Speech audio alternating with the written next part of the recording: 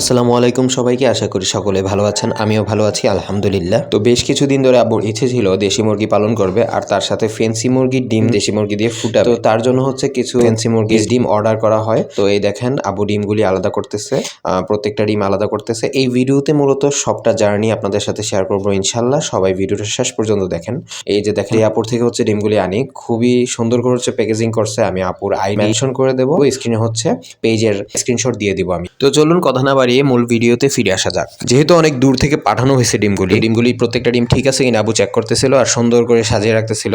এখানে হচ্ছে কয়েক রকমের মুরগি ডিমে এখানে আছে, টাইগারের আছে, ব্রাহামা আছে, সিল্কি আছে। তো তার পরদিন হচ্ছে আমরা চলে যাই আমাদের যে মুরগি আর হাঁসের ঘরে। দেখতে পাচ্ছেন এখানে হচ্ছে আমাদের চীনা হাঁসগুলি। তো এই হচ্ছে আমাদের যে মুরগিগুলি রাখার যে পরিবেশটা, এখানে জায়গা ছোট হলেও মুরগি তেমন বেশি নাই দেখা চলতেছে আপাতত। এখানে হচ্ছে 3টা মুরগি আছে, একটা মোরগ আছে। আবু হচ্ছে বিসমিল্লাহ করে হচ্ছে সবগুলি ডিম দিয়ে দিতেছে একের পর এক। যদিও আমি পূর্বে অনেক মুরগি পালছি, আব্বু অনেক মুরগি নিয়ে কাজ করছে, তারপর আমার এই এক্সপিরিয়েন্সটা আমারই প্রথম ডিম দিয়ে বাচ্চা ফুটানো। এই এক্সপিরিয়েন্সটা আমার জন্য নতুন, কেননা আগে হচ্ছে কবুতরের ডিম হচ্ছে অদল বদল করা হয়েছে আমার, মুরগির নিচে হচ্ছে ডিম দেওয়া, কিন্তু মুরগিটাই প্রথম আমি দেখলাম এভাবে করতে। তো একে একে ডিমগুলি দেওয়া শেষ, তো ফিরে আসতেছি ডিম ফুটার সময় হলে। আসসালামু আলাইকুম। আম্মু হচ্ছে এইমাত্র ছাদে গেছে খাবার খাওয়াইতে ছাগলকে। তো এখন আমাকে ইনফর্ম করছে কিছু মুরগির বাচ্চা ফুটছে। এখন কোনগুলি ফুটছে আমি যাইয়া দেখবো, আপনাদেরকেও দেখাবো ইনশাআল্লাহ, সাথেই থাকুন। কি হয়েছে মুরগির বাচ্চা কই ফুটছে? কি হয়েছে? হ্যাঁ, আসো আসো আসো আসো আসো আসো দেখি এটার মধ্যে। এই যে দেখুন আমাদের মাদার অফ গড, সে ঢুকে আছে হাঁসের রুমে, হাঁসের ঘরের ভিতর। কেমন লাগে বলেন? এর মধ্যে বাচ্চাগুলি ব্রুডিং করার জন্য এই ঘরটা তৈরি করা হয়েছে। যেহেতু শীতকাল ছাদে রাখা ঠিক হবে না, এই যে দেখুন লাইট দিয়ে সুন্দর করে তৈরি করা হয়েছে। পেপারের নিচে কিন্তু অবশ্যই সালা ইউজ করা হয়েছে, আপনারা শুধু পেপার দিয়ে সেটা মনে করলে ভুল হবে। তারপর রাতেই চলে যায় কিছু বাচ্চা কালেক্ট করতে, যেগুলি ফুটছে ওইগুলি নিয়ে আসার জন্য।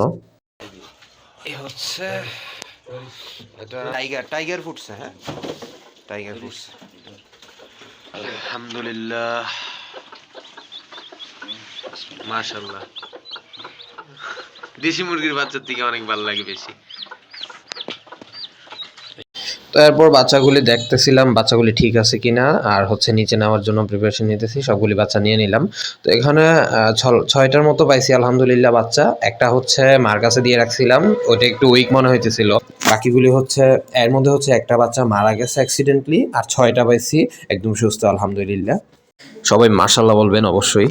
তো যেই ডিমগুলি ফুটে নাই সেগুলোকে রেখে মুরগিগুলি নিয়ে আমি নিচে চলে আসলাম বুডিংয়ে দিতে। আর পরদিন আম্মু সহ গিয়ে চেক করলাম, সেখানে আলহামদুলিল্লাহ আবার 3টা বাচ্চা পাইছি। মানে আগের দিনের একটা সহ পরের দিন আরও 2টা ফুটছে, মোট 3টা পাইছি। তো এখন পর্যন্ত বড় সবগুলি বাচ্চা আলহামদুলিল্লাহ সুস্থ আছে। এই যে এখানে আছে, আপনাদেরকে দেখানো ট্রাই করতেছি, অবশ্যই সবাই মাশাআল্লাহ বলবেন। এই যে দেখুন মাশাআল্লাহ কত সুন্দর লাগতেছে। সবগুলি আছে, এ হচ্ছে একটু ভয় পাইছে, এই কারণে দৌড়াদৌড়ি করতেছে।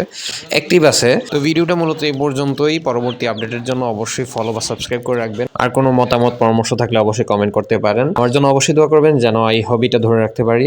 তো আজকের মতো এখানেই, আল্লাহ হাফেজ।